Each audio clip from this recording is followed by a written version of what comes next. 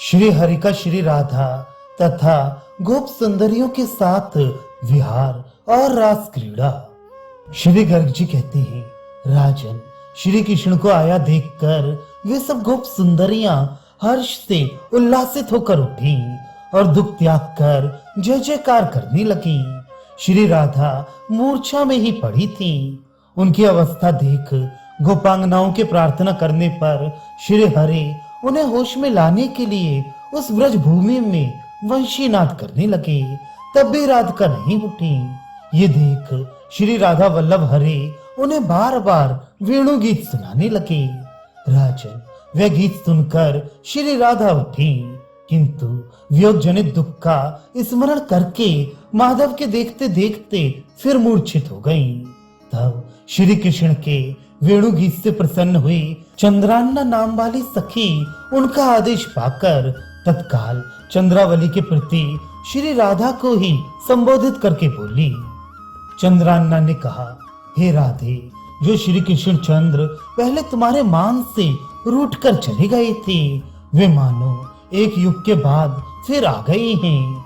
उन्हीं देवकी नंदन ने तुम्हारे समस्त दुखों का नाश करने के लिए निकट बैठकर वेणु बजाते हुए गीत गाया है। रास के रमणीय प्रांगण में छुंग छुंग ध्वनि के साथ मधुर स्वर में मृदंग बजाया जा रहा है और देवांगनाओं से सेवित देवकी नंदन माधव नृत्य करते हुए वेणु गीत सुना रहे हैं। वे मनोहर स्वर्ण की सी कांति वाले पीतांबर से सुशोभित हैं। उनके वक्ष स्थल में वैजयंती की मालाएं शोभा दे रही हैं। उन देवकी नंदन ने नंद के वृंदावन में गोपिका मंडली के मध्य में विराजमान होकर वेणु बजाते हुए गीत गाया है। मनोहर चंद्रावली के लोचनों से चुंबित गोप गौओं तथा गोपांगनाओं के वल्लभ और कंस वंश रूपी वन को जलाने के लिए दावानल रूप देवकी नंदन ने वेणु बजाते हुए गीत गाया है। गोप बालिकाएं ताली बजाकर ताल दे रही हैं और उस ताल लीला के लय के साथ साथ जो अपनी भ्रू लताओं का विवरम विलास प्रदर्शित कर रही हैं। वे देवकी नंदन गोपांगनाओं के गीतों की ओर ध्यान देकर स्वयं भी वेणु बजाते हुए गा रही हैं। देवी, जो तुम्हारे प्रेमी हैं, उन परम सुंदर नंद राजकुमार देवकी नंदन ने मुकुट, माला, बाजूबंद, करधनी और कुंडल आदि आभूषणों से विभूषित होकर तुम्हारी प्रसन्नता के लिए वेणु गीत आरंभ किया है।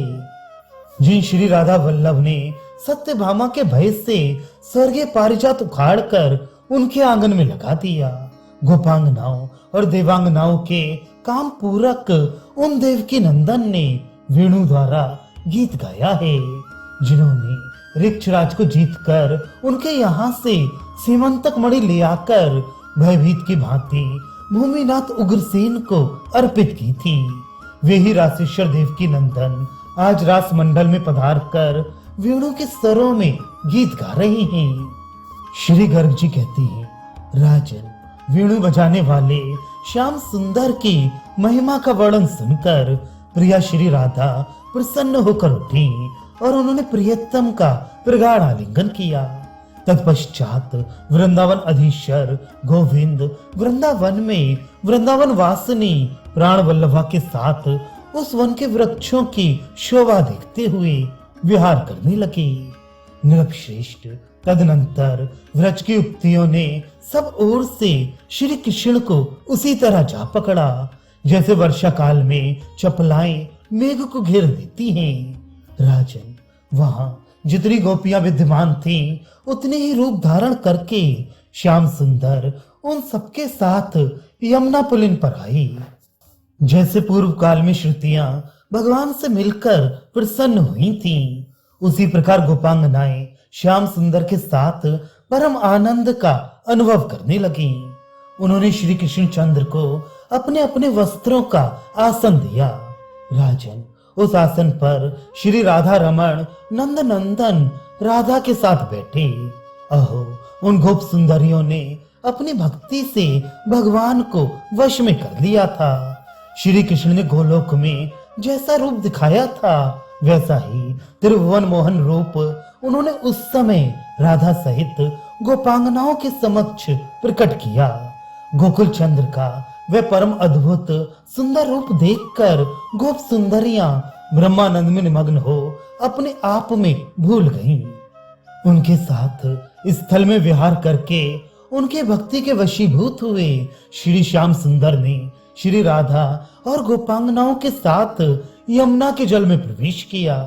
भगवान ने वहां उन व्रत सुंदरियों के साथ उसी प्रकार विहार किया जैसे स्वर्ग में देवराज इंद्र अप्सराओं के साथ मंदाकिनी के जल में करते हैं। राजन माधव माधवी को और माधवी माधव को जल में परस्पर भिगोने लगे। वे दोनों बड़ी उतावली के साथ एक दूसरे पर पानी उछालते थे। नदीश्वर गोपांगनाओं की वेणी और केशपाश से गिरे हुए फूलों से यमुना जी की वैसी ही विचित्र शोभा हुई जैसे अनेक रंगों के छाप से छपी हुई नीली पगड़ी शोभा पाती है। विद्याधरियां और देवांगनाएं फूल बरसाने लगी। उनकी साड़ियों की नीवी ढीली पड़ गई और वे प्रेमावेश से व्याकुल हो मोह को प्राप्त हो गईं। राजेंद्र तदनंतर जल विहार समाप्त करके श्याम सुंदर लीला पूर्वक यमुना जल से बाहर निकले और गोवर्धन पर्वत पर गए। निर्पेश्वर उनकी सहचरी गोपियां भी उनके साथ साथ गईं। किन्हीं के हाथों में व्यजन थे और कितनी ही चंवर डुलाती चल रही थी। किन्हीं के हाथों में पान की बीड़े थे। बहुत सी गोपियां दर्पण लिए चलती थीं। कितनों के हाथों में नाना प्रकार के आभूषणों के पात्र थे और कितनी ही पुष्प भार लिए जा रही थीं। कुछ गोपियों के हाथों में चंदन के पात्र थे और कुछ विविध प्रकार के बर्तनों का भार ढो रही थीं। कोई महावर लिए जाती थी और कोई वस्त्र। किन्हीं के हाथों में मृदंग थे तो कोई झांझ लिए हुए थी। कोई मुर्यष्टि धारणी थी तो कोई वीणा धारणी। कोई करताल लिए चलती थी और कोई गीत गाती जा रही थी। 3600 राग रागिनियां व्रत सुंदरियों का रूप धारण करके उस यूथ में सम्मिलित हो गई थी।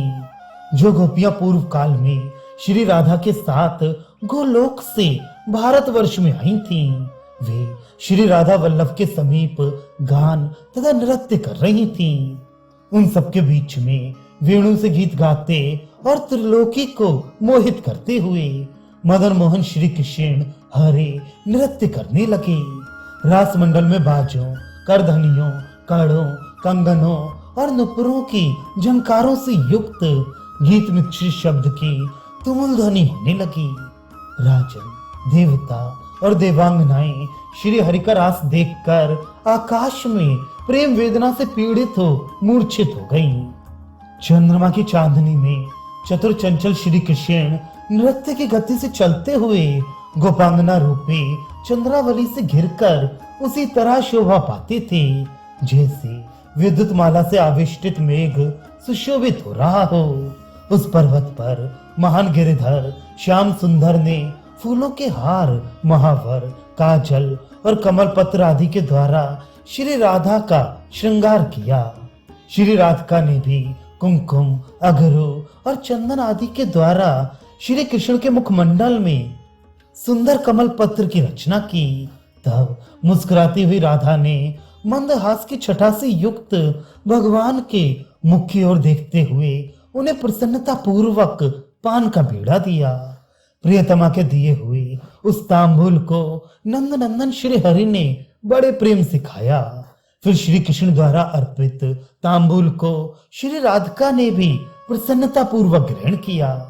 पति परायणा सती श्री राधा ने भक्ति भाव से प्रेरित हो श्री कृष्ण के चबाए हुए तांबूल को हठात लेकर शीघ्र अपने मुंह में रख लिया। तब भगवान ने भी प्रिया के द्वारा चबाए हुए तांबूल को उनसे मांगा, किंतु श्री राधा ने नहीं दिया। वे भयभीत होकर उनके चरण कमल में गिर पड़ी। पद्मा, पद्मावती, नंदी, आनंदी, सुखदायिनी, चंद्रावली, चंद्रकला तथा वंध्या ये गोपांगनाएं श्री हरि की प्राण वल्लभा हैं। श्री हरि ने वसंत ऋतु के वैभव से भरे वृंदावन में उन सबके साथ नाना प्रकार का श्रृंगार धारण किया। वे कामदेव से भी अधिक मनोहर लगती थी। कुछ गोपियां श्री कृष्ण का अधरामृत पान करती थीं और कितने ही उन परमात्मा श्री कृष्ण को अपने बाहुपाश में बांध लेती थीं।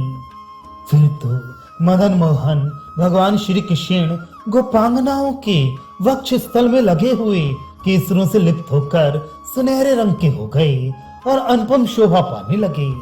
राजेंद्र फिर सुंदर कदली वन में गोपीजनों के साथ श्री गोपीजन वल्लभ ने रास किया। नरेश्वर इस प्रकार रास मंडल में नित्यानंदमय श्याम सुंदर के साथ गोपियों की वह हेमंत ऋतु की रात एक क्षण के समान व्यतीत हो गई। इस प्रकार रास करने के पश्चात नंद नंदन श्री हरि नंद भवन को चले गए। श्री राधा व्रजभानुपुरी में लौट गईं तथा अन्य गोपांगनाएं भी अपने अपने घर को चली गईं। निर्विश्वर व्रज के गोप श्री हरि की इस रास वार्ता को बिल्कुल नहीं जान सके। उन्हें अपनी अपनी स्त्रियां अपने पास ही सोती प्रतीत हुई। राधा माधव के इस परम उत्तम श्रृंगार चरित्र को जो लोग पढ़ते और सुनते हैं वे अक्षय धाम गोलोक को प्राप्त होंगे।